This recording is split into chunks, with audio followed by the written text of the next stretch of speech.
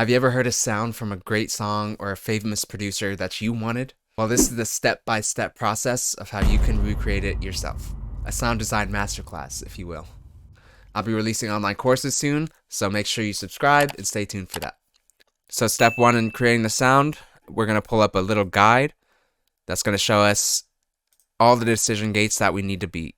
So as you can see, we start with the layers, then the color, shape, gradient, color changes, and of course effects and stuff like that. The best way to learn is to go ahead and find a sound that you want to recreate and just follow the steps. So today we're going to be using this song by Stefan Bodzen. So we're going to be listening for that pad in the background.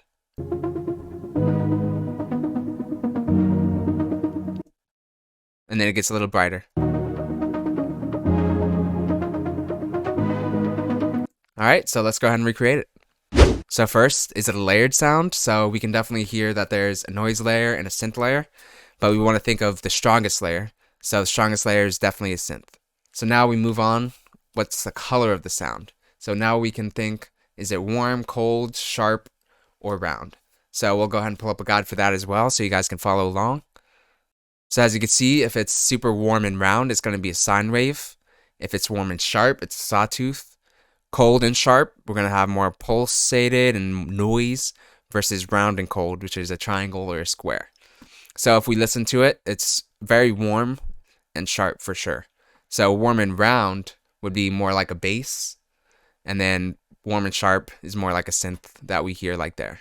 If you're enjoying the video so far, make sure you give it a like. It really helps out the channel. Let's go over to Serum. So Serum is a paid plugin, but you can follow along in Vital. That's a free one. So we're going to go ahead and start oscillator A. We have a sawtooth, another sawtooth. We'll go ahead and layer that because there are multiple layers. What we're going to do, we're going to detune them. One to the left a little bit, one to the right a little bit. And I like to keep notes over here. So we have layers, noise, and synth. Rich and warm. So 2 sawtooth and detuned. So the main thing we want to look at is the attack. How fast does it come in and how fast does it decay? So this definitely has a kind of slow attack. It comes in and then it decays out. So now let's go ahead and think of that. So slow attack, long decay, a little bit of release. So I'll go ahead and change that here. Maybe a little bit. Definitely a little bit of release. All right, so now that we have the envelope created, we're going to go ahead and put it on the levels.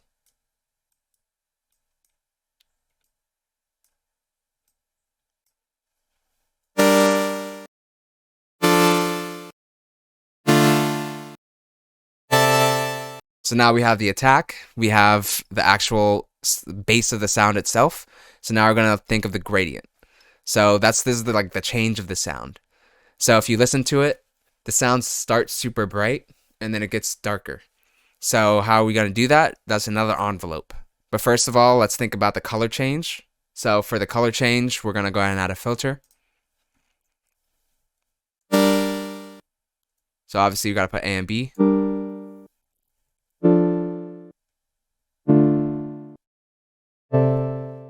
Alright, so we've got that. Now actually let's put it on the cutoff.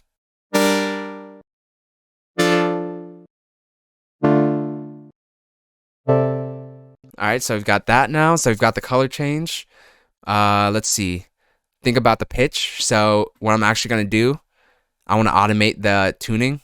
So instead of putting this, I'm just going to reset these.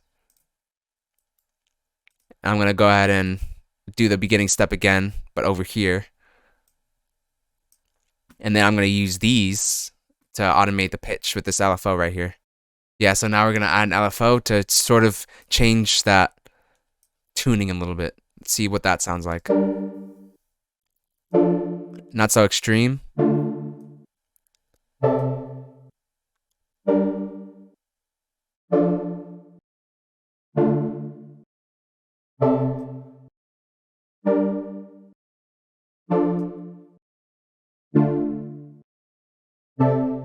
Alright, so now we're going to add the extra layer. So let's add some white noise. All we have to do, go over here, noise. We're going to go ahead and add this envelope there as well. And obviously, we're going to turn that level way down, baby. I think it needs a little bit more bass, now that you're thinking about it. So we can add a sub. Let's go ahead and automate that. Yeah, so let's go ahead and add some noise.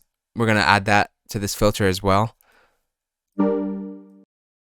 So I personally like a warmer sound. So now this is where we get into preference. So because I like a warmer sound, I'm going to add a sub sine wave. And I'm going to make sure this noise is in that filter. And then we're also going to add some effects. So now this is where we get detailed. A lot of clients have different preferences. So knowing sound design allows me to create the sound they exactly want. So if you're interested in production services, make sure you cop those down below. So I'm thinking what I heard was chorus, and definitely a lot of reverb. So let's listen to that.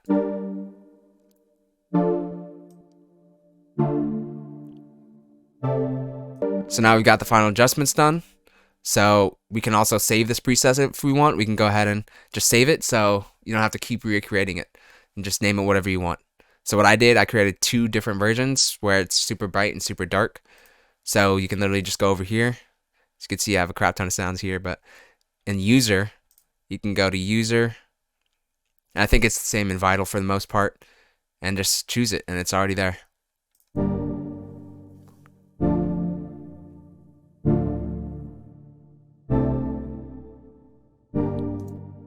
Cool. So I hope you enjoyed that video. Hopefully it was helpful. Make sure you watch this music production tutorial next, and I'll see you there.